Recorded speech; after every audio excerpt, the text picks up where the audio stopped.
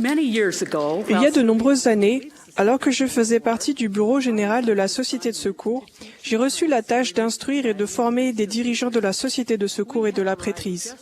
Nous sommes arrivés juste à temps pour le début de la réunion, après avoir passé la matinée à enseigner dans une autre ville. J'étais la première oratrice, après le cantique et la prière d'ouverture.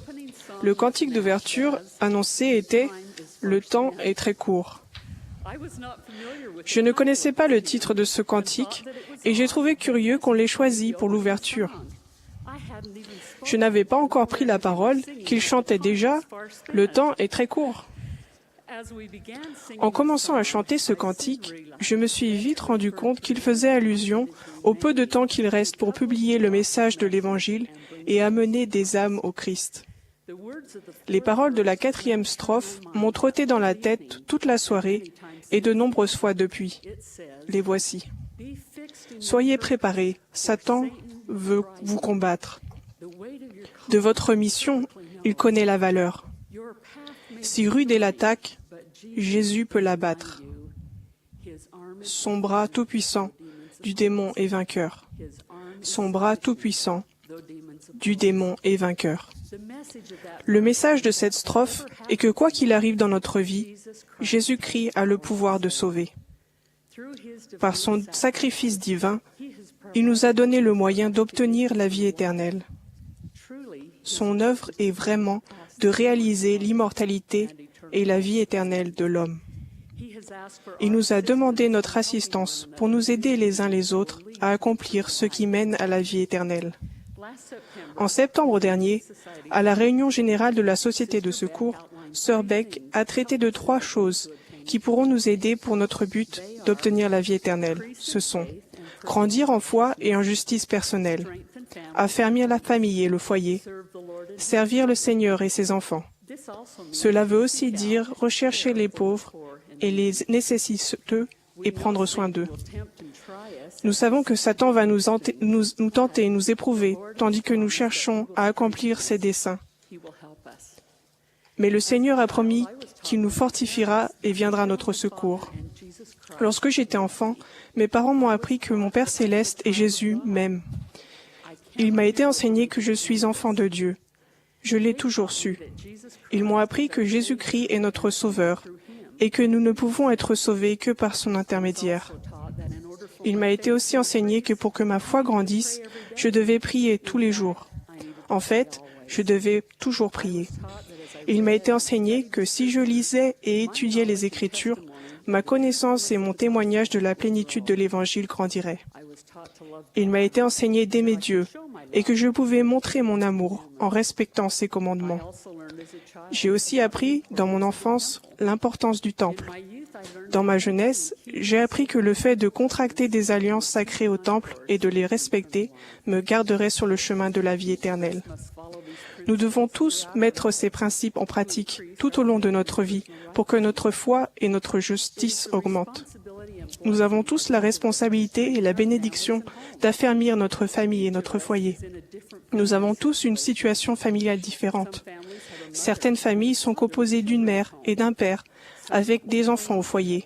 Certains couples n'ont plus d'enfants chez eux.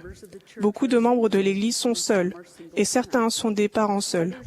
D'autres sont veuves ou veufs et habitent seuls. Quelle que soit la composition de notre famille, chacun de nous peut s'efforcer d'affermir sa famille ou aider à en affermir d'autres. L'exemple suivant montre comment on peut affermir la famille. J'avais une tâche à accomplir à Boise, en Idaho. Après avoir donné une formation le samedi après-midi, je suis restée chez ma nièce et sa famille. Ce soir-là, avant que les enfants n'aillent au lit, nous avons eu une courte soirée familiale et une histoire tirée des Écritures. Le père a parlé de la famille de Léhi et a raconté comment il avait enseigné à ses enfants à tenir fermement la barre de fer qui était la parole de Dieu. En tenant fermement la barre de fer, ils resteraient en sécurité et seraient guidés vers la joie et le bonheur. S'ils lâchaient la barre de fer, ils risquaient de se noyer dans la rivière aux eaux sales. Pour le démontrer aux enfants, leur mère a tenu le rôle de la barre de fer, à laquelle ils devaient se cramponner et le père a joué le rôle du diable qui essayait d'arracher les enfants à la sécurité et au bonheur. Les enfants ont adoré l'histoire et ont appris combien il est important de tenir fermement la barre de fer. Après l'histoire scripturaire, nous avons eu la prière en famille. Leur mère a rappelé aux enfants de prier pour l'évêque qui avait de graves problèmes aux yeux. Brooklyn, 3 ans, a fait la prière ce soir-là. Elle a remercié notre Père Céleste pour leur bénédiction, puis elle a demandé avec ferveur « Bénis l'évêque, parce que ses yeux sont cassés ». Le lendemain matin, nous sommes allés à la réunion de la Sainte Seine et nous sommes assis. Brooklyn et Kennedy, sa sœur de 5 ans, ont regardé l'estrade et ont vu l'évêque. Les filles ont pointé le doigt en direction de l'évêque et ont dit à leur mère, tout excitée, « Regarde, l'évêque est là !» Puis est passé entre les 2 fillettes un regard entendu qui semblait dire « Nous avons prié pour l'évêque et maintenant il va mieux. » Elles avaient prié avec foi, sachant que notre Père Céleste entendrait leurs humbles prières. La soirée familiale, les Écritures et la prière en famille affermissent la famille. Nous devons saisir toutes les occasions d'affermir la famille et de nous soutenir les uns les autres pour rester sur le bon chemin. Tout au long de sa vie sur Terre, le Sauveur a enseigné que nous devons prendre les soins des uns des autres et nous aider mutuellement. Il a guéri les malades, fait marcher les paralytiques, rendu la vue aux aveugles et l'ouïe aux sourds. Il a enseigné l'Évangile aux gens. Il les a bénis et accompli de nombreux grands miracles. Il y a partout de nombreuses occasions d'aider les gens dans le besoin. À un moment ou un autre, dans notre vie, chacun de nous se retrouvera pauvre d'une façon ou d'une autre et aura besoin de l'aide d'une autre personne. Car ne sommes-nous pas tous mendiants? Le président Kimball a dit « Dieu nous remarque et il veille sur nous. Mais c'est habituellement par l'intermédiaire d'une autre personne qu'il répond à nos besoins. Il est donc essentiel de nous servir mutuellement. » L'été dernier, alors que je n'étais pas chez moi, une violente tempête a traversé notre quartier. Un arbre énorme du jardin de mon voisin s'est abattu dans le mien et a écrasé les lignes électriques. L'arbre devait être enlevé avant que l'on puisse réparer les dégâts et rétablir l'électricité chez moi. Le matin de bonne heure, j'ai appelé mon frère, qui s'est organisé pour trouver du matériel et venir dès que possible. J'ai aussi appelé mon évêque. Dans les minutes qui ont suivi, mon évêque, mon instructeur au foyer, mon ancien président de Pieux et 10 hommes de ma paroisse sont arrivés avec leurs tronçonneuses et ont tout dégagé en un rien de temps. Mes instructrices visiteuses ont apporté le dîner ce soir-là.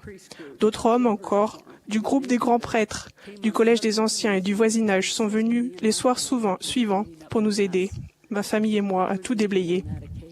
J'étais dans le besoin en cette occasion. J'avais besoin de l'aide d'autres personnes. Mon découragement s'est transformé en joie et en gratitude. Je me suis sentie aimée et entourée. Ces personnes ont vite remarqué que quelqu'un était dans le besoin. Elles ont mis leur témoignage en action et démontré la réalité de leurs alliances. Au siège de l'Église, nous recevons souvent des mots de remerciement de personnes qui ne sont pas de notre Église, auxquelles vous avez rendu visite, rendu service après une inondation, un ouragan, un tremblement de terre ou une autre catastrophe. Merci d'être toujours prêt à servir, aimer, donner et ainsi être de vrais disciples de Jésus-Christ. Nous devons être bien décidés dans nos efforts pour progresser dans la foi et dans la justice personnelle, affermir notre famille et notre foyer et servir le Seigneur et ses enfants. Satan combat nos efforts, mais je vous témoigne de Jésus-Christ et de la puissance de son sacrifice expiatoire qui nous permet d'accomplir sa volonté et par là d'amplifier nos efforts. Au nom de Jésus-Christ. Amen.